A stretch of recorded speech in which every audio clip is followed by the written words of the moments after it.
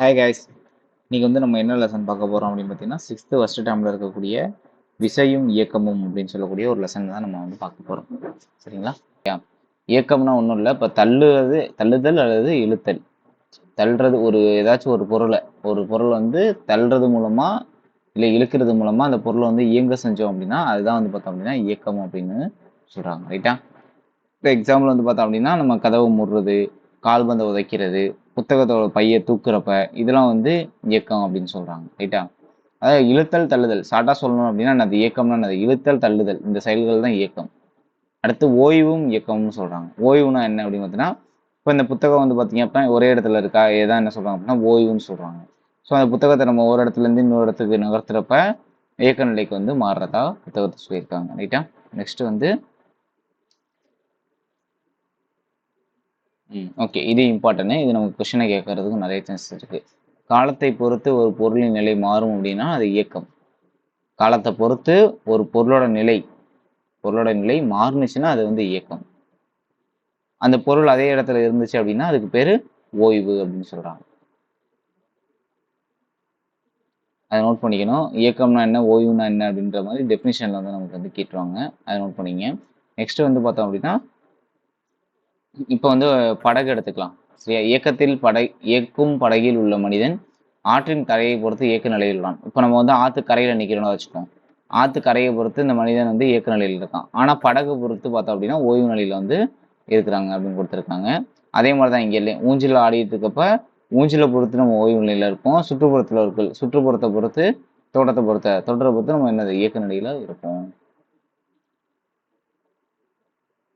Next cycle ஓட்டும் போது சைக்கிளை பொறுத்து நம்ம ஓய்வு நிலையில் இருப்போம். ஆனால் அந்த சுற்றுப்புறத்தை பொறுத்து நம்ம எப்படி இருப்போம், இயக்க நிலையில் இருப்போம். ஒரு பொருளானது ஒரு ஓய்வு இருப்பது போலவும் மற்றவருக்கு இயக்க நிலையில் இருப்பது போலவும் தோணும். இதுதான் இம்பார்ட்டன்ட். ஒரு பொருள் ஒருவருக்கு ஓய்வு நிலையில் இருப்பது போலவும் மற்றொருவருக்கு இயக்கத்தில் இருப்பது போலவும் தோன்றும். அது இம்பார்ட்டன்ட். அது சில பொருள்களை பொறுத்து ஓய்வு நிலையிலும் சில பொருட்களை பொறுத்து இயக்க நிலையிலும் இருக்கும். ஓய்வு நிலை இயக்க நிலை ஆகிய இரண்டும் சார்புடையவை ஆகும். இதுதான் இம்பார்ட்டன்ட். இது நமக்கு கூற்றுல கேட்கலாம். ரைட்டா? அந்த பாயிண்ட் மட்டும் நோட் பண்ணிங்க. ஒரு பொருள் ஓய்வு நிலையிலையும் இயக்க நிலையிலையும் இருக்குன்னு சொல்றாங்க. அதாவது ஓய்வு நிலையும் இயக்க நிலையும் ஒன்றை ஒன்று தொடர்ந்து இயங்கக்கூடியது. அடுத்து இந்த பாக்ஸ் ரொம்ப ரொம்ப இம்பார்ட்டன்ட். பாக்ஸ்ல என்ன சொல்றாங்க அப்படின்னா ஒன்றும் இல்லை, ஆரியப்பட்டா நமக்கு தெரிஞ்சவங்க தான். நம்ம இந்தியாவோட பழங்கால வானியலாளர் யார் அப்படின்னா ஆரியப்பட்டா என்ன சொல்றாரு பார்த்தீங்கன்னா ஆற்றோட கரை உங்களுக்கு பின்புறம் எதிர் திசையில் செல்வது போல தோன்றுகிறதா? அதுபோல வானில் உள்ள நட்சத்திரங்கள் நாம் காணும்போது அவை கிழக்கில் இருந்து மேற்கிலாக செல்வதாக தோன்றும். நிச்சயம் நமது பூமியானது மேற்கிலிருந்து கிழக்காக தான் சுற்ற வேண்டும் என்று அனுமானித்தார். இது இம்பார்ட்டன்ட். இந்த கூற்று கொடுத்தா இது யார் சொன்னது அப்படின்ற மாதிரி கேட்கலாம். இல்லைன்னா இந்தியாவோட பழங்கால வானியலாளர் யாரு அப்படின்னு சொல்லி நமக்கு கேட்கலாம். 2 கொஸ்டின் இருக்கு. அடுத்து என்ன சொல்றாங்க அப்படின்னா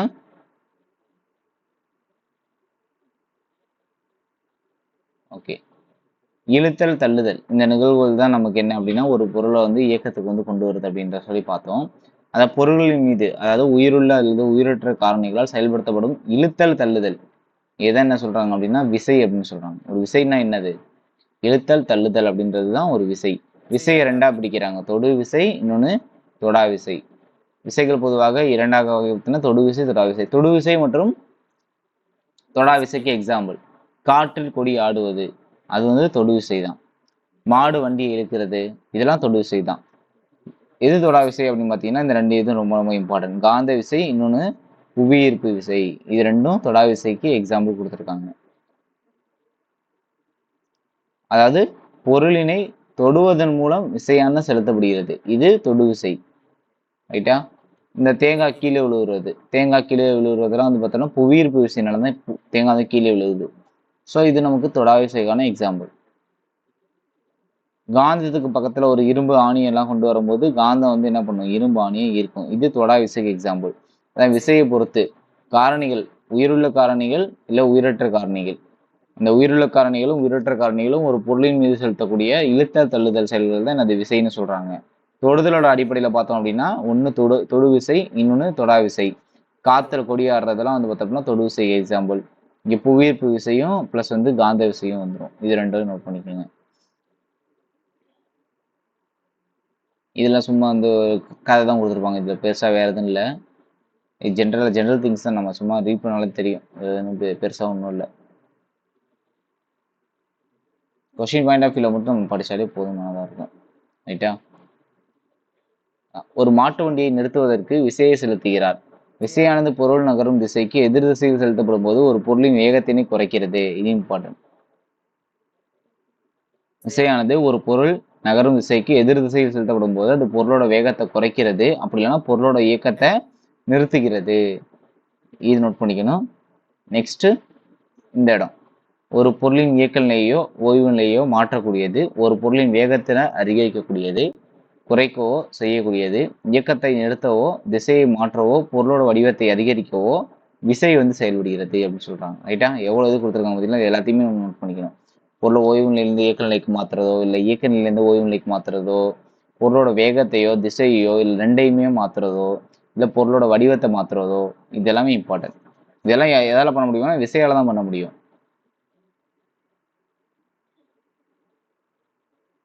அடுத்த இயக்கத்தை சார்ந்த பென்சில் எடுத்துட்டோம் அப்படின்னா என்னது? இது வந்து நமக்கு தச்சுழற்சி இயக்கம், இது வளைவு பாதை இயக்கம், இது நேர்கோட்டு இயக்கம், இது அப்படியே மேலே கீழே போயிட்டு இருந்துச்சு அப்படின்னா அலைவு இயக்கம் அப்படின்னு சொல்றாங்க. பென்சில் வந்து எத்தனை இயக்கத்தை மேற்கொள்ளுது? 4 இயக்கங்களை மேற்கொள்கிறது. ஓகே, இந்த இடம், காகிதம் முன்னோக்கி நகரும் வேளையில் அதன் திசையும் தொடர்ந்து மாற்றத்துக்கு உட்படுகிறது. இந்த பாதை வளைவு பாதை இயக்கம். வளைவு பாதை இயக்கம்னா எப்படின்னு கேட்கலாம். ரைட்டா? ஒரு தெரியும். வந்து எப்படி அது எங்க வேணா போயிட்டு வரும். ஸோ அதை சீரற்ற இயக்கம் அப்படின்னு சொல்லுவாங்க. இந்த கொஸ்டின் இம்பார்ட்டன்ட். இது வந்து நமக்கு 2023 எஸ்ஐ கொஸ்டின் மேட்ச்ல கூட கேட்டிருந்தாங்க. நேர்கோட்டு இயக்கம்னா நேர்கோட்டு பாதையில் நடைபெறும் இயக்கம். ஒரு மனிதன் வந்து நேர்கோட்டு பாதையில் நடந்துகிட்டு தான் அப்படின்னா அது நேர்கோட்டு இயக்கம். வளைவு பாதை இயக்கம் ஸ்டேட்மெண்டா நோட் பண்ணிக்கணும். ஸ்டேட்மெண்ட் அப்படியே கேட்பாங்க.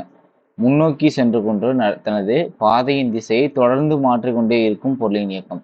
அதாவது முன்னாடி போயிட்டே இருக்கணும். முன்னாடி போயிட்டே இருக்கிறப்ப தன்னோட பாதையோட திசையை தொடர்ந்து மாத்திக்கிட்டே இருக்கணும். அதுதான் வீசி எறியப்பட்ட பந்து. இது வளைவு பாதை இயக்கம். இது ரொம்ப ரொம்ப இம்பார்ட்டன்ட், நோட் பண்ணிக்கங்க. அடுத்த வட்டப்பாதை இயக்கம். வட்டப்பாதை இயக்கம்னா கயிற்றின் முனையில் கட்டப்பட்டு சுழற்றப்படும் கல்லின் இயக்கம். இதுதான் நமக்கு என்னது? வட்டப்பாதை இயக்கம். நெக்ஸ்ட் தற்சுழற்சி இயக்கம். தற்சுழற்சி இயக்கம்னா ஒரு அச்சை மையமாக கொண்டு பொருளின் இயக்கம். ஒரு அச்சினை மையமாக கொண்டிருக்கக்கூடிய பொருளோட இயக்கம் தற்சுழற்சி இயக்கம். இப்போ பம்பரம் இயங்குறதெல்லாம் பார்த்தீங்கன்னா தற்சுழற்சி இயக்கம் தான். ரைட்டா? அடுத்த அலைவு இயக்கம், ஒரு புள்ளியை மையமாக கொண்டு ஒரு குறிப்பிட்ட கால இடைவெளியில் முன்னும் பின்னுமாக, அதாவது ஒரு புள்ளியை மையமாக வச்சுட்டு முன்னாடி பின்னாடி போயிட்டு வரலாம், இல்லைன்னா வலது இடத்தை போயிட்டு வரலாம். இந்த மாதிரி போணுச்சுன்னா அது தனி ஊசல். எடுத்துக்காட்டு வந்து பார்த்தோம் அப்படின்னா தனி ஊசல். அடுத்து இந்த பாக்ஸ். அடுத்து ஒழுங்கற்ற இயக்கம், அதாவது வெவ்வேறு திசையில் நகரும் பொருளின் இயக்கம். மக்கள் நெருக்கம் மிகுந்த தெருவில் நடந்து செல்லும் மனிதர்களோட இயக்கம், அதை சொல்லலாம். அடுத்து இந்த பாக்ஸ் இம்பார்ட்டன்ட். அலைவு இயக்கம், அதாவது இந்த அலைவு இயக்கம் வந்து ரொம்ப வேகமா நடந்துச்சு அப்படின்னா அதுதான் வந்து அதிர்வுறுத்தல்னு சொல்றாங்க. ரைட்டா? அலைவானது அதிவேகமாக நடைபெறும் போது இந்த இயக்கத்தை நம்ம என்ன சொல்லணும்? அதிர்வுறுத்தல்னு சொல்லணும்.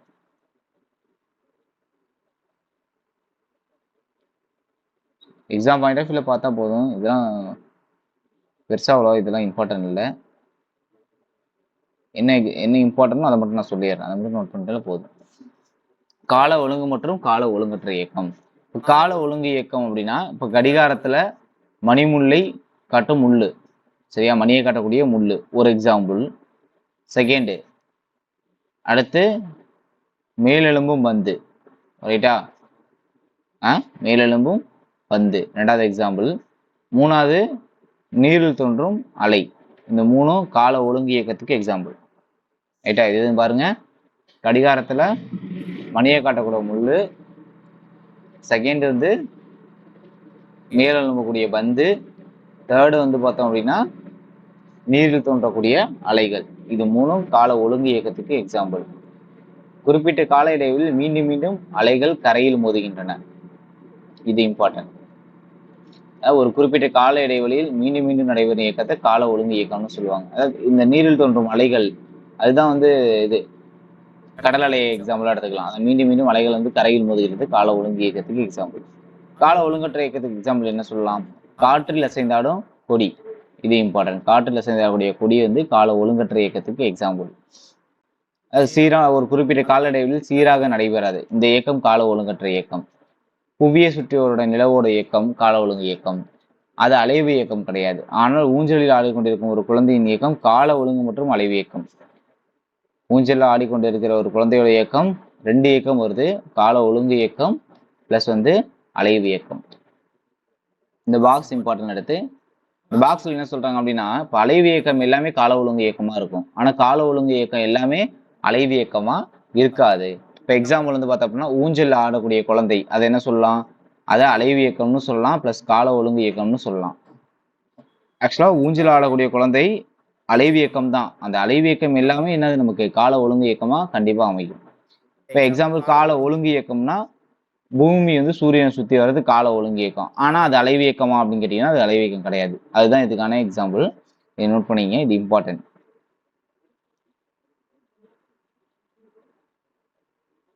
அடுத்து வந்து பார்த்தோம் அப்படின்னா இதுல வந்து ஒரு ஃபார்முலா மட்டும் இருக்கு. இந்த ஃபார்முலா மட்டும் நாம வச்சுட்டா நமக்கு போதுமானதா இருக்கும். வேற எதுவும் தேவையில்லை இதுல. இந்த இது பாருங்க, இதுதான் வேகம். வேகம்கான ஃபார்முலா S d/t. அதாவது கடந்த தொலைவு பை எடுத்துக்கொண்ட காலம். அதாவது ஓருலகு காலத்தில் ஒரு பொருள் கடந்த தூரமே அதன் வேகம். வேகம்னா என்ன, தொலைவு பை காலம். அதான் அதை கொடுத்து அப்படியே சால்வ் பண்ணியிருப்பாங்க. ரைட்டா, நம்ம இந்த ஃபார்முலா மட்டும் தெரிஞ்சாலே போதுமானது. அடுத்து எஸ்ஐ அலகு. தொலைவோட எஸ்ஐ அலகு நமக்கு மீட்டர்னு தெரியும். காலத்தோட எஸ்ஐ அலகு வினாடி. அப்போ நம்ம ஸ்பீடுக்கு என்ன சொல்லுவோம், மீட்டர் பை வினாடி அப்படின்னு சொல்லுவோம்.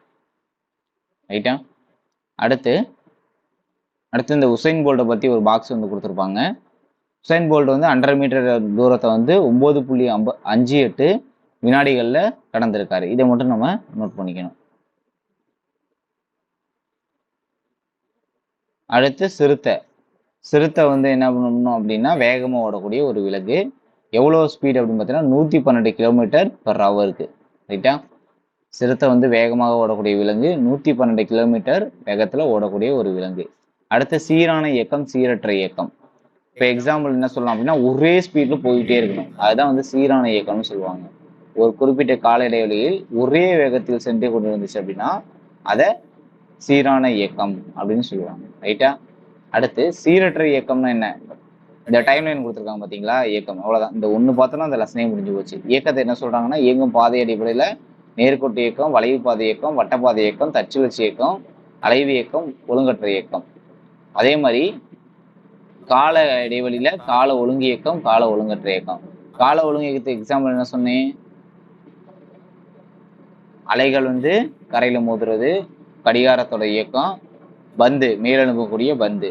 கால ஒழுங்கற்ற இயக்கத்துக்கு காற்று அசைந்தாடக்கூடிய கொடி.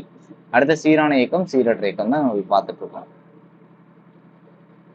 ஒரு குறிப்பிட்ட கால இடைவெளியில் சீரான வேகத்தில் இயங்கும் பொருளின் இயக்கத்துல நம்ம சீரான இயக்கம்னு சொல்லுவோம்.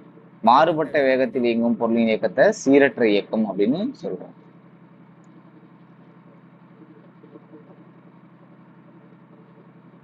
நெக்ஸ்ட் இப்போ வந்து இந்த மிதிவண்டி எடுத்துக்கோம். இந்த மிதிவண்டியோட சக்கரம் வந்து என்ன இயக்கம், நமக்கு ஒரு புள்ளிய மையமா வச்சு ரவுண்டா இயங்குது. ஸோ அதனால அதை தச்சுழற்சி இயக்கம் அப்படின்னு சொல்லலாம்.